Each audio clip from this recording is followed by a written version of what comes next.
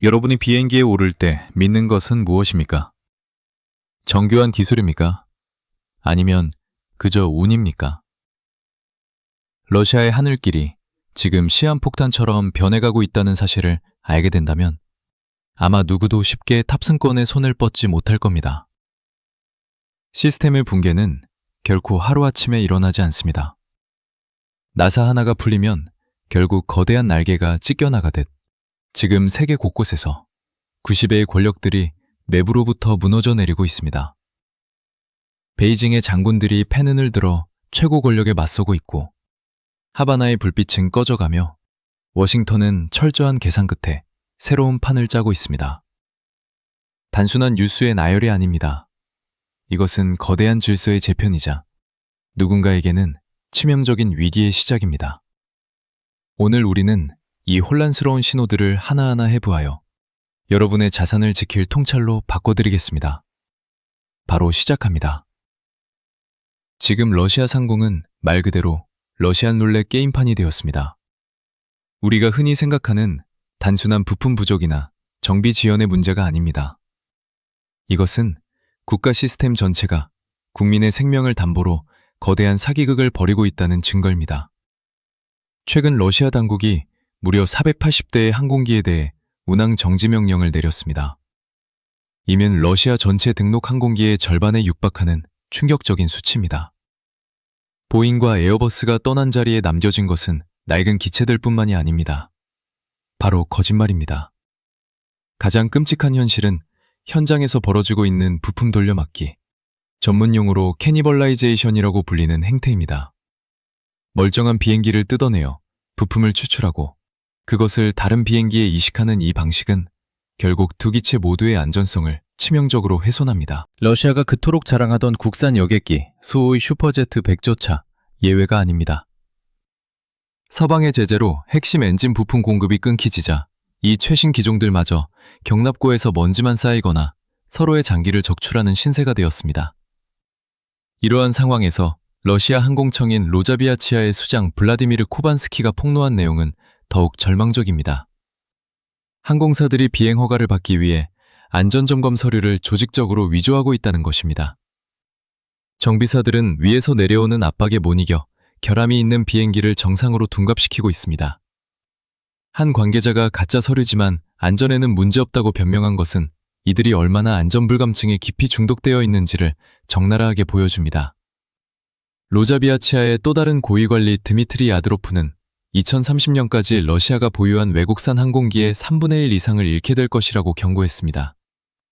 하지만 진짜 공포는 비행기가 사라지는 것이 아니라 추락할지도 모르는 비행기에 탑승해야 하는 러시아 국민들의 현실입니다.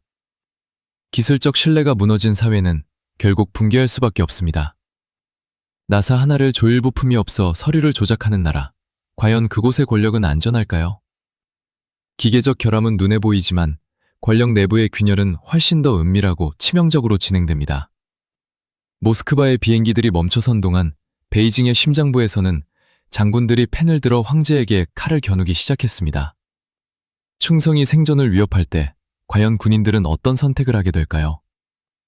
러시아의 비행기들이 정비불량으로 멈춰섰다면 중국의 심장부에서는 권력의 가장 핵심인 군부가 작동을 멈추려 하고 있습니다. 기계의 고장은 고치면 그만이지만 사람의 마음이 떠나면 제국은 무너집니다. 최근 베이징의 정가에 충격적인 소식이 전해졌습니다.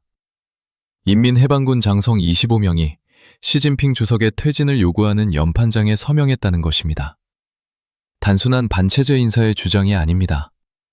여기에는 장유샤와 류절리 같은 군부 거물들의 이름이 거론되고 있습니다. 이들이 목숨을 걸고 반기를 든 이유는 명확합니다. 공포입니다. 시진핑의 칼날이 정적을 넘어 이제는 자신의 수족들마저 겨누고 있기 때문입니다.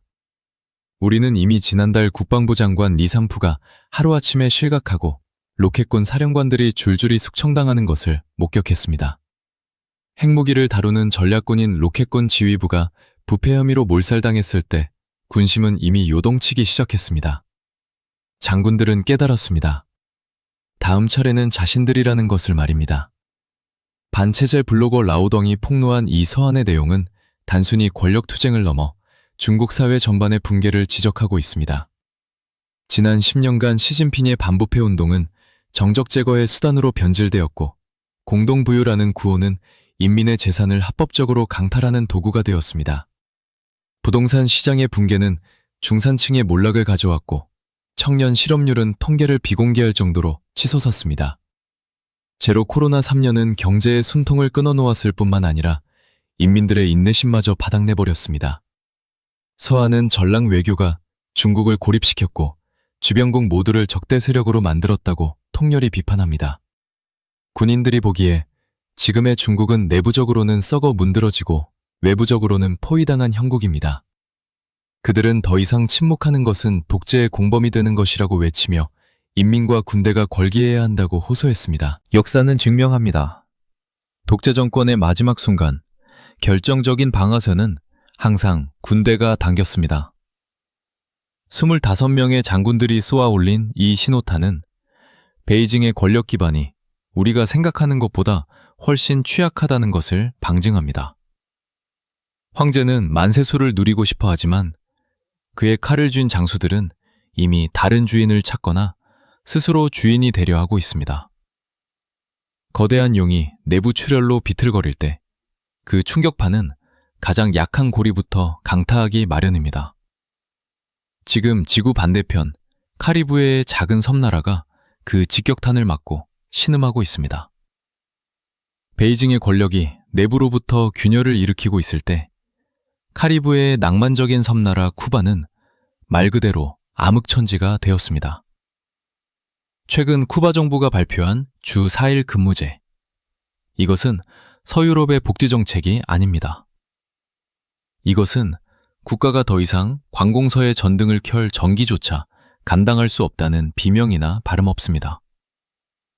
오스카 페레스 올리바 프라가 부총리는 모든 것을 미국의 제재 탓으로 돌리며 필수 서비스를 유지하기 위한 고육지책이라고 변명했습니다.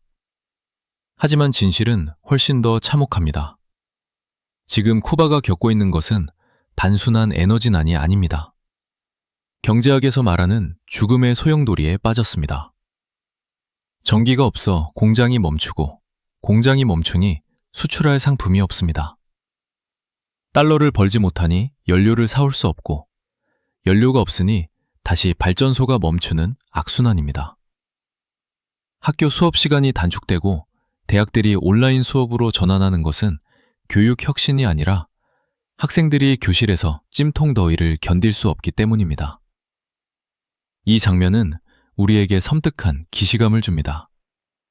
바로 1990년대 북한이 겪었던 고난의 행군입니다. 소련이라는 거대한 후원자가 무너지자마자 배급 시스템이 붕괴되어 수많은 아사자를 냈던 그 비극이 지금 쿠바에서 재현되고 있습니다.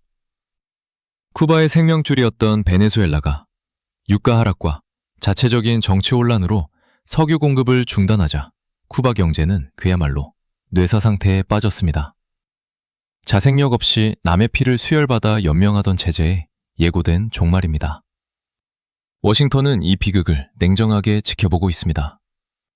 트럼프 행정부는 쿠바의 숨통을 조이는 것이 독재 정권을 무너뜨리는 가장 빠른 길임을 알고 있습니다.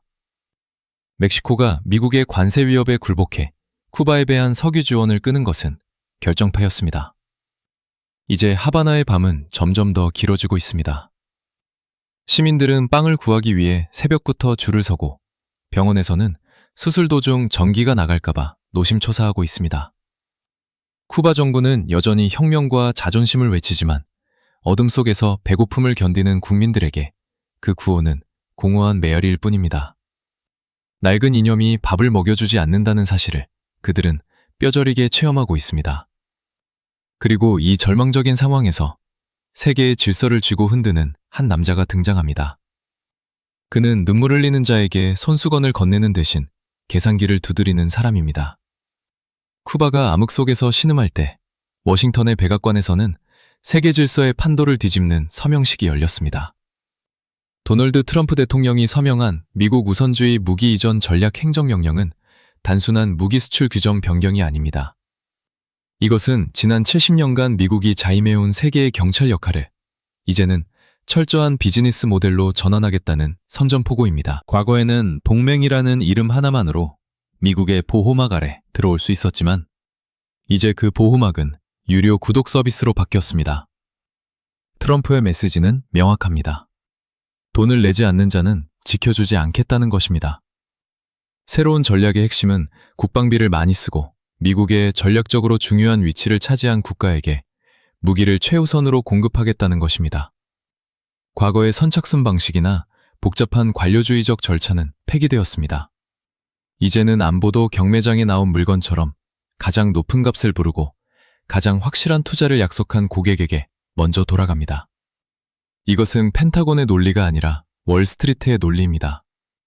트럼프 행정부는 해외 동맹국들의 무기 주문을 지렛대 삼아 미국 내 방위 산업 기반을 재건하려 합니다. 외국 자본으로 미국의 공장을 돌리고 미국 노동자들의 일자리를 창출하며 낙후된 러스트벨트를 다시 무기 공장으로 변화시키겠다는 계산입니다. 동맹국들은 울며 겨자 먹기로 지갑을 열어야 하지만 미국 입장에서는 남의 돈으로 내 집을 수리하는 기막힌 전략인 셈입니다. 가장 발빠르게 움직인 모범생은 바로 폴란드입니다. 바르샤바는 우크라이나 전쟁의 공포를 피부로 느끼자마자 GDP의 4% 이상을 국방비에 쏟아부으며 미국산 에이브람스 전차와 하이마스를 대거 사들이고 있습니다. 그들은 트럼프의 새로운 룰을 정확히 이해했습니다. 미국의 무기를 산다는 것은 단순히 강철 덩어리를 사는 것이 아니라 워싱턴의 관심과 보호를 사는 행위라는 것을 말입니다. 반면 국방비 증액에 인색했던 서유럽의 부자 나라들은 이제 뒷줄로 밀려날 처지에 놓였습니다. 이 새로운 게임의 규칙은 네모합니다. 안보는 더 이상 공기처럼 당연히 주어지는 것이 아닙니다. 그것은 청구서가 붙은 상품입니다. 트럼프는 동맹들에게 묻고 있습니다. 당신들의 자유를 지키기 위해 얼마를 지불할 준비가 되어 있는가? 미국의 우산이 유료화되면서 그동안 안보 무임승차를 즐겨왔던 유럽 대륙은 이제 거친 폭풍우 앞에 벌거벗은 채 서게 되었습니다. 잠자던 유럽이 마침내 눈을 뜨고 바다로 나가려 합니다. 미국이라는 거대한 우산이 걷히기 시작하자 유럽은 비로소 자신이 알몸이라는 사실을 깨달았습니다. 이제 그들은 부랴부랴 갑옷을 챙겨 입고 대서양을 넘어 아시아의 바다로 향하고 있습니다. 이것은 단순한 군사훈련이 아닙니다. 중국의 팽창을 막기 위해 유럽이 미군의 빈자리를 메우겠다는 필사적인 생존 전략입니다. 영국, 프랑스, 이탈리아, 심지어 독일까지 항공모함과 최신 함정들을 인도 태평양으로 보내고 있습니다. 가장 먼저 움직인 것은 영국입니다. 왕립 해군은 퀸 엘리자베스급 항공모함 2척을 운영하며 해가 지지 않는 제국의 영광을 재현하려 합니다. 2척의 항모를 보유한다는 것은 한 척이 수리에 들어가도 언제나 다른 한 척은 바다에 떠 있을 수 있다는 것을 의미합니다. 이것은 적에게 언제 어디서나 타격할 수 있다는 무언의 공포를 심어줍니다. 프랑스는 유일한 핵 추진 항공모함 샤를 드골을 앞세워 독자적인 작전 능력을 과시합니다. 미국을 제외하고 유일하게 핵 엔진과 캐터펄트를 갖춘 이 거함은 프랑스의 자존심이자 유럽의 전략적 자산입니다. 하지만 한 척뿐이라는 한계는 치명적입니다. 그래서 그들은 차세대 항공모함 건조를 서두르고 있습니다. 흥미로운 것은 이탈리아의 행보입니다. 조용하지만 실속 있게 경항공모함 카보울에 최신 스텔스 전투기 F-35B를 탑재했습니다. 여기서 주목해야 할 핵심 개념은 바로 상호 운용성입니다. 영국의 퀸 엘리자베스, 이탈리아의 카보우르, 그리고 미국의 강습 상륙함은 서로의 F-35B를 바꿔 태울 수 있습니다. 마치 레고 블록처럼 말입니다. 미군 항모가 피격당해도 유럽의 항모가 그 역할을 대신할 수 있다는 뜻입니다. 심지어 평화주의에 젖어있던 독일조차 달라졌습니다. 독일 해군의 호위함 바덴 비르텐베르크호가 수십 년 만에 처음으로 대만 해협 통과를 검토하며 인도 태평양으로 향했습니다. 이것은 독일이 더 이상 경제적 이익만을 쫓아 중국의 눈치를 보지 않겠다는 강력한 신호입니다. 유럽은 이제 알았습니다. 우크라이나에서 러시아를 막지 못하면 다음은 베를린이고 파리라는 것을, 그리고 대만에서 중국을 막지 못하면 세계 경제가 멈춘다는 것을 말입니다. 그들은 늦었지만 확실하게 칼을 갈고 있습니다. 하지만 아무리 좋은 칼도 쓸 용기가 없다면 무용지물입니다. 지금 중동의 모래사막에서는 세계 최강의 함대를 가지고도 쏘지 못하는 거인의 딜레마가 펼쳐지고 있습니다. 오만에서 열린 미국과 이란의 첫 번째 협상은 결국 빈손으로 끝났습니다. 하지만 이것은 단순한 외교적 실패가 아닙니다. 협상 테이블 밑에는 이미 장전된 총이 겨누어져 있었기 때문입니다.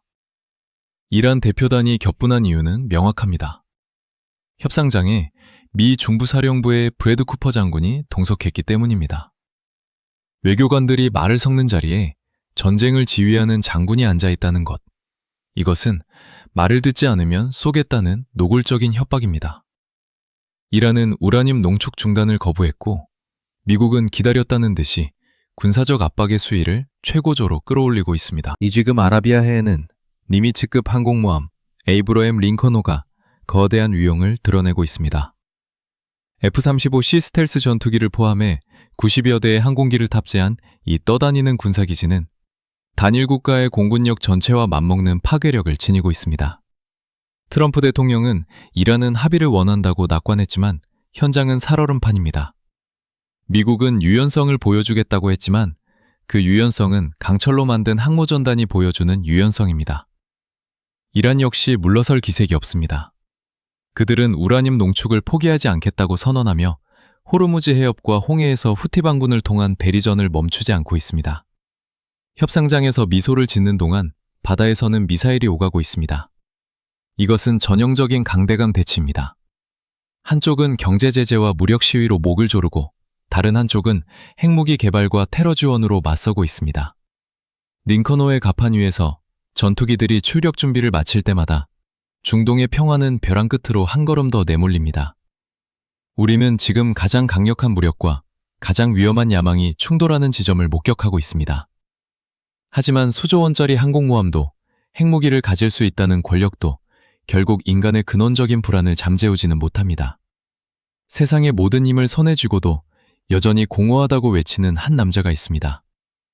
핵무기와 항공모함이 세계의 질서를 위협하는 동안 자본주의의 정점에서 또 다른 종류의 비명소리가 들려왔습니다. 세계 최고의 부자 일론 머스크가 자신의 소유인 X에 남긴 짧은 문장입니다. 돈으로 행복을 살 수 없다는 말은 진실이다. 화성을 식민지로 만들고 인공지능으로 신의 영역에 도전하는 그가 정작 자신의 마음 하나는 정복하지 못했다는 이 역설은 우리에게 깊은 충격을 줍니다. 단순히 배부른 부자의 투정으로 치부할 일이 아닙니다. 심리학자들은 이를 쾌락의 쳇바퀴라고 부릅니다.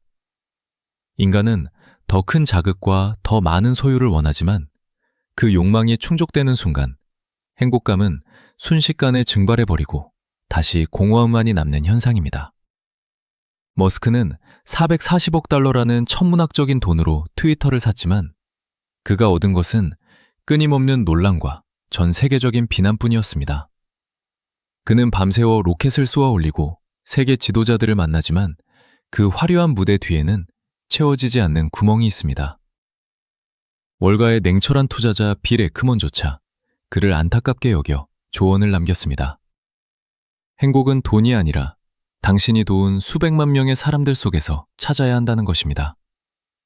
하지만 머스크에게 그 조언이 들릴지는 미지수입니다.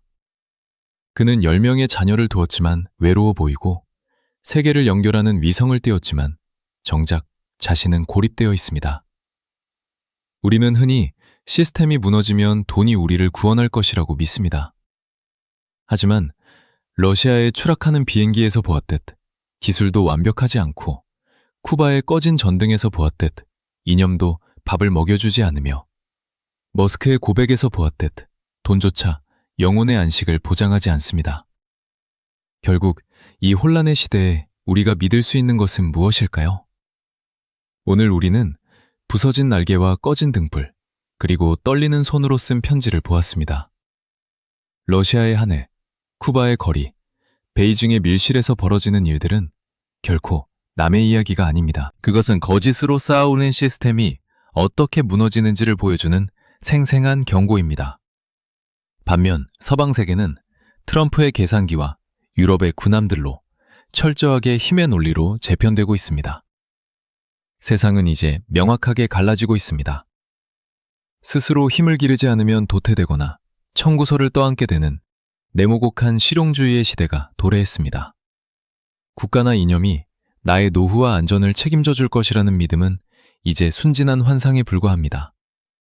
일론 머스크조차 돈으로 살 수 없는 것이 있다고 고백하는 마당에 과연 무엇이 우리를 구원하겠습니까? 결국 답은 여러분 자신에게 있습니다. 흔들리는 세상에서 여러분의 자산과 가족을 지킬 자신만의 항공모함을 건조하십시오.